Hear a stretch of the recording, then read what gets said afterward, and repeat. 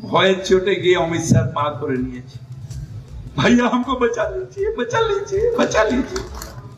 ভয়ের চোটে গিয়ে অমিত শাহ পা ধরে নিয়েছে, ভাইয়া हमको बचा लीजिए बचा लीजिए बचा लीजिए।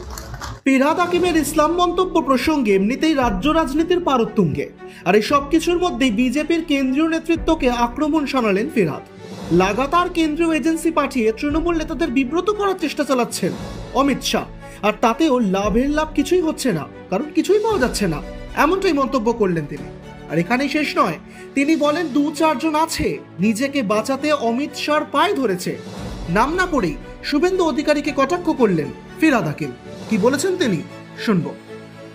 ধরে জেলে ঢুকিয়ে দিল, জেলে ঢুকিয়ে দিয়ে मस्तानी देखाচ্ছে অমিত শাহ, देखो जेल में घुसा दिया, ये तो ईडी सीबीआई करके घुसा दिया।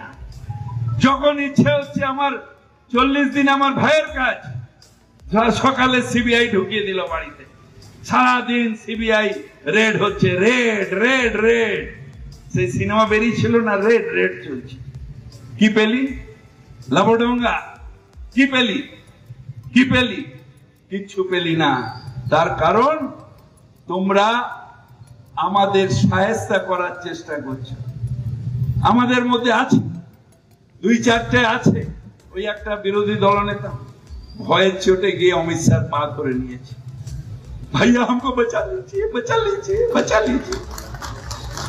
কিন্তু আমি বলি, এক ওপরওয়ালা ছাড়া কারোর সামনে মাথা নত করব না করব না করব না। सरफरोशी के तमन्ना अब हमारे दिल में है, देखना है जोर कितना बाजुए मोदी में है। মাথা কাটানোর ইচ্ছে আমার মনের মধ্যে আছে, দেখি মোদি তোমার হাতে জোর কত আছে। তাই লড়াই, এখন অনেক লড়াই আপনারা আবুকে পাঠিয়েছেন, চোখে চোখ রেখে বলবে আমরা চোর না তোরা চোর।